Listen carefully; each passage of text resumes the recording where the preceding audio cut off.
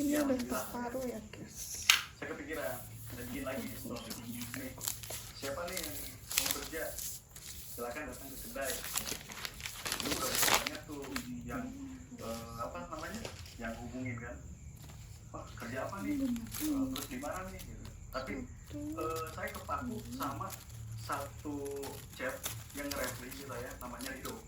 Dulu kan saya pernah kerja di resto. Nah si Rido ini tuh partner waktu di tempat kerja itu. Seenggaknya dia itu tahu kondisi dapur seperti apa, jadi kita nggak ribet lagi buat ngarahin ya, nah singkat cerita besoknya si Rido datang tuh pagi-pagi, duduk dulu dok, kamu mau ngopi atau mau apa? Ngopi aja dia, udah bentar ya, tunggu dulu di sini, saya bikin dulu kopi. Si Rido ini bikin kopi, ngucap-ngucap kopi gitu, sambil dia tuh kayak apa ya, seneng mungkin ada gitu kan, dibantu juga gitu. Kamu kenapa dok? Ya alhamdulillah sekarang udah ada kerjaan, ya udah santai aja lah, kita pernah bareng-bareng juga gitu kan. Jadi gini dok, kedai ini tuh masih skala kecil. Nah, saya itu pakai uang hasil tabungan buat bangun si kedai ini. Nah jadi saya belum mampu buat ngegaji kamu secara per bulan. Cuman saya untuk sekarang ini tuh cuman mampu bayar kamu harian 100.000. Gimana? Si Rodo sangat apa ya? Ya udah ya, nggak apa-apa. Ya udah dok, itu ya, paham ya. Nah untuk menunya ini dok, minuman yang lagi rame nih, kayak gitu. Untuk skala sekelas kamu tuh bikin yang kayak gini bukan hal yang ribet lah. Udah aku kenal ini kayak gimana lah. Nggak gitu juga gitu. Cobalah, pengen tahu dulu, ajarin dulu. Saya ajarin, dia nyontek juga di pinggir kan. Udah, dia udah bisa, nggak ribet. Kan cerita hari itu kita berjalan mulus, badan saya juga udah mulai enak lah, udah terlalu keteteran. Dok, sekarang udah jam 9, kamu close order dok.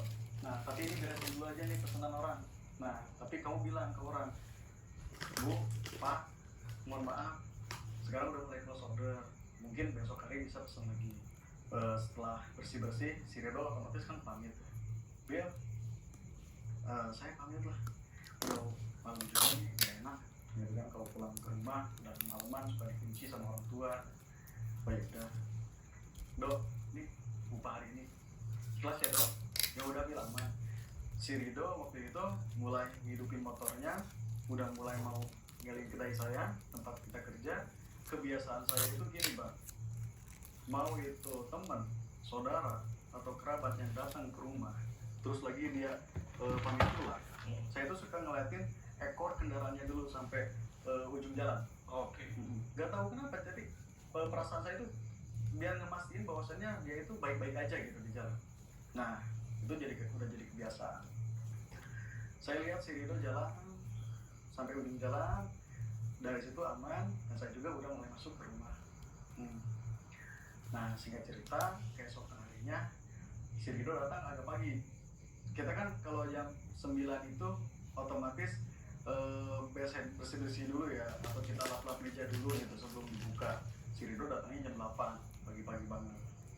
Dia, Dok, gimana pagi-pagi kayak gini gitu. Modal santai aja gitu lah kan. Kerjaan yang kemarin juga yang dibersihin lo mesti, ya kita cuma bersih-bersihin debu aja gitu. Ada enak lah. Dia emang karyawan yang asik lah, buatnya emang asik gitu. Di situ dia cengengesan bang, cengengesan. Ya, kenapa dok? Kemarin pas saya pulang dari sini di jalan nemu duit dia berapa? 700.000. Terus ya uang itu berceceran di jalan. Kamu bawa?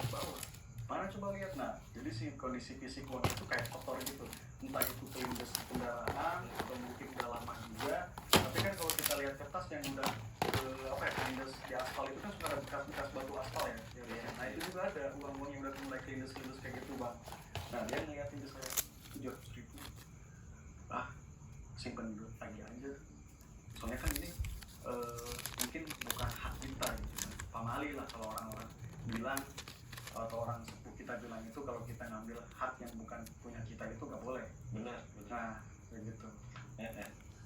dia jalan, udah itu kita aktivitas lancar aja, kita lancar aja, nggak ada hambatan apa-apa sampai di akhir menjelang close order si Rido ini bilang ke saya, Bil, udah selesai ya ini meja-meja terus lagi kayak alat-alat dapur udah bersih, mau kemana dong, buru-buru pulang Bil.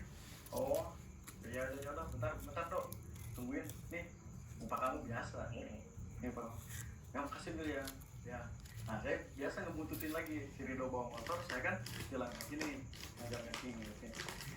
Dari arah depan itu kan jalanan nggak terlalu sepi juga daerah itu, jadi emang rame gitu, jam 9 masih rame. Ada ini Mbak, kayak sorot dari kendaraan, dari motor yang ngebuat si mata saya itu silau sementara. Kalau orang bilang mungkin buta sementara lah, karena kan saya mata minus ya. Setelah silau itu saya ngelihat ada perawakan, mungkin kalau disebut anak terlalu dewasa, tapi disebut dewasa tapi posturnya seperti anak-anak. Tingginya hanya 1 meter, 1 meter kurang lebih segini Pak. Nah si makhluk ini tuh dia kayak awalnya dia duduk tapi pundak si Rido dipegang. Nah udah itu saya lihat terjun lagi, dia berdiri terus ngelihat ke saya tuh, si lehernya dia muter 360 derajat ngelihat ke saya, tapi badannya dia madep ke depan. Saya manggil dong, dok. Jadi dok mungkin entah dia kedengeran dari suara kendaraan atau dari apa, si Rido jalan aja. Sampai akhirnya waktu itu saya telepon, dok gak diangkat gitu. Udah berapa kali diangkat, itu kan udah mulai bukan panik ya, panik ada tapi ketakutan juga ada. Saya udah mulai tutup si kedai, masuk ke rumah, terus saya diem di balkon di depan di teras gitu. Saya duduk rokokan santai sambil nunggu balasan dari si Rido. Nah udah lama nih, 15 menit belum ada belum ada kabar dari Rido. Otomatis kan kalau kita spam telepon dengan jumlah yang banyak, Bang Jamal juga pasti tahu lah, pasti ada apa-apa. Bener ya. Nah baru saya simpen si handphone ini bunyi, diambil si Rido telepon. Ya gimana Bil, kenapa? Dok kamu tak apa-apa? Enggak Bil, aman, gak kenapa-napa. Udah sampai rumah, udah cuman badan agak pegel aja. Oh ya udah kamu istirahat deh, capean. Tadi kan kamu tahu sendiri kan orang yang datang itu banyak banget, jadi ketambah waktu itu cuaca emang panas Bang. Jadi orang yang datang itu yang pesen emang banyak banget, mungkin dia capean. Udah dok, kamu istirahat dulu sekarang, besok kamu datang agak pagi gak apa-apa. Soalnya kan belajar dari yang kemarin itu udah banyak pesan, sekarang bahan baku yang udah mulai tipis. Nah gitu, jadi kita udah mulai mau display varian-varian baru lah, bantuin lah kita. Oh ya udah gak apa-apa, udah aman. Udah dok, kamu istirahat ya. Udah ditutup telepon, tapi saya masih mikir ya lu gak cerita ya, gak cerita. Saya diem aja, wah udah lah, itu saya udah mulai istirahat juga, kenapa dan capek.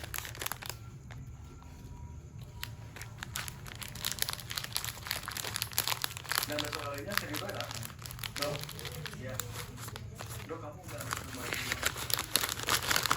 yang tempo hari yang itu 700.000 itu pecahan 100.000. Oh, masih ada deh gitu kan dok, kalau bisa ini dok mending simpan aja deh gitu. Simpan lagi di tempat di mana ini gitu. Memangnya kenapa? Ya gak kenapa gitu kan, cuman ya ini kan bukan punya kami ya, ini punya orang lain. Kita kan nggak tahu, mungkin juga gitu orang yang jatuh kebutuhannya buat berobat, buat apa gitu kan, dia nyusulin lagi ke tempat dia jatuh, kita kan nggak tahu. Ya udah Bil, nanti ditimbang lagi aja lah gitu. Dia sambil beres bersih udah balik lagi setelah close order malam kan. Banyak kan sebenarnya kejadian-kejadian kayak gitu malamnya Bang. Jadi pas malamnya itu si Rido sebelum close order, setelah Isa dia ngomong ke saya, Bil, kayaknya saya bakal pulang lebih awal. Kenapa dong? Ya kemarin agak kurang badan ini kurang agak enak gitu, cuma sekarang itu nambah apa sih, ditambah panas dingin gitu. Oh gitu, ya udah gini aja gitu, kamu sekarang boleh pulang lebih awal, nggak apa-apa, ini besok sama saya juga jadi masalah. Tapi kalau besok kamu masih gak enak badan, jangan dipaksa, kamu istirahat aja yang cukup gitu. Nanti kalau dirasa badan udah enak baru balik lagi. Oke, oke, nggak apa-apa nih. Iya benar.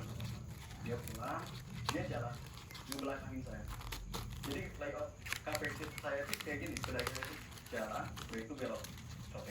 Jadi begitu dia jalan kan, punggung dari belakang itu kelihatan. Pas belok dia jadi berdua sama si sosoknya itu. Kayak waktu itu muncul lagi. Dan ya saya nggak bisa nyimpulin itu sosok apa. Tapi perawakannya kalau orang-orang mungkin penonton yang lihat itu mirip itu. Iya. Tapi dengan keadaan sorry ya bang, celana dalamnya ini, underwearnya itu kayak diisi pampers, jadi ada gemuk. Terus pundak itu ada berbu. Tapi dia tegap. Bang, tahu suku Manteng yang di Aceh? Tahu.